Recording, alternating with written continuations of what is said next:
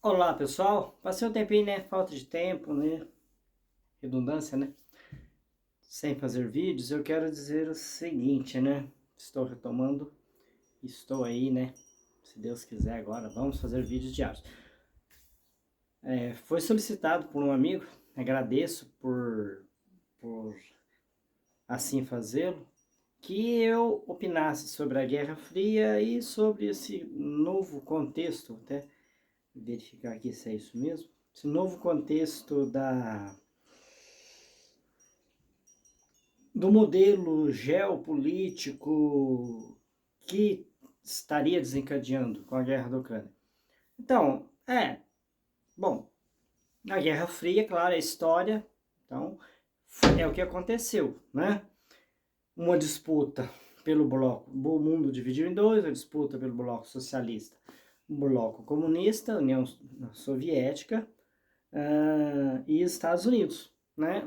Então, uma disputa ali, quem dominaria cada território. Então, ficou mais ou menos o Ocidente e o Oriente, né? O lado do Ocidente ficou capitalista, entre aspas, aí porque não é total, o Oriente ficou socialista. Isso não é para levar o pé da letra, gente. Tem país no Oriente lá, né? Que nunca experimentou nada que se possa ser chamado de comunismo. Por que eu digo que se possa ser chamado de comunismo? Porque comunismo é uma ideia de Karl Marx e Engels, né, e a pronúncia aqui é horrível porque eu mal sei falar português, que eles vislumbravam um mundo sem fronteiras, sem governo, onde as pessoas pudessem viver livremente, produzindo, ninguém seria dono, né, dos meios de produção, tal, tal, tal. Né? Então não existiria propriedade privada. Né?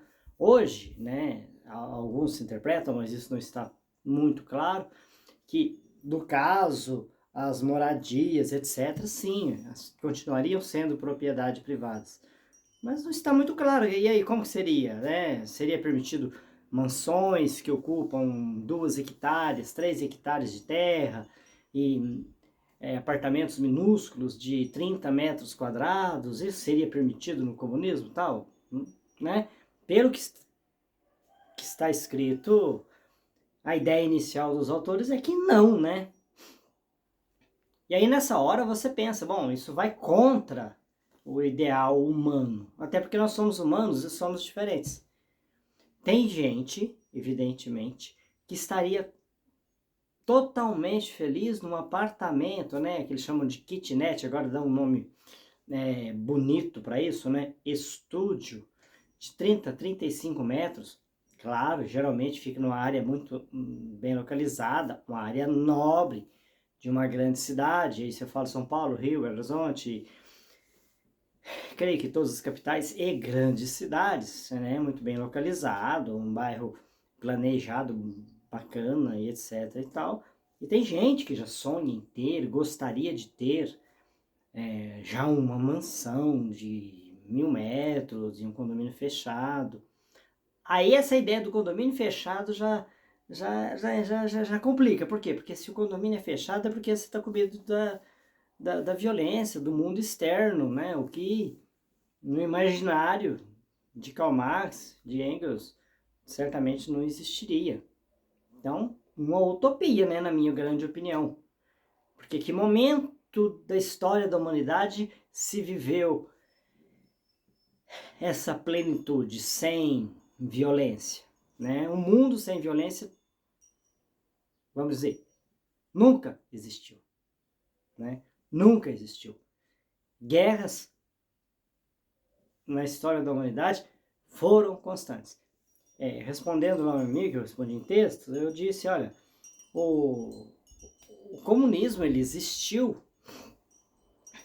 lá no passado, quando os seres humanos ainda não tinham evoluído, né? Descoberto instrumentos e tal, e eram caçadores-coletores, ou seja, vivia da caça, né? Pesca e coletava os frutos naturais que a natureza produzia sozinha. Aí, com a invenção da agricultura, houve a fixação do ser humano em um determinado local, né? Deixou de ser nômade. E nessa hora, o comunismo, né? Assim, o mais próximo do comunismo que Karl Marx sonhou e escreveu, ficou para trás. E eu não vejo possibilidades de voltarmos ao passado, né?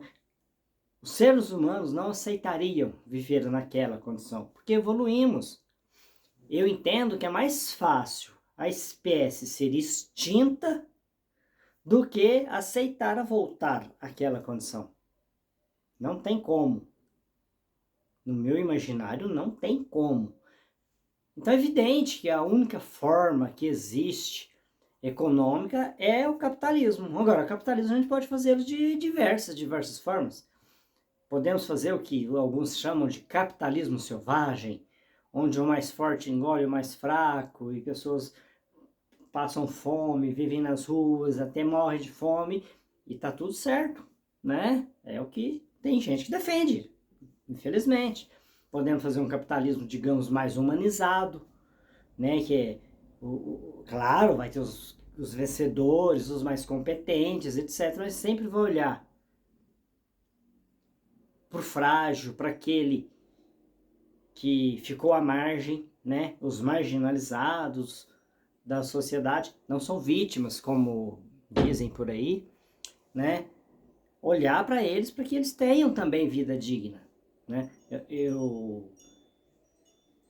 Eu fico estupefado quando eu vejo a ideia de um cristão, né? Se dizer cristão, considerar normal pessoas,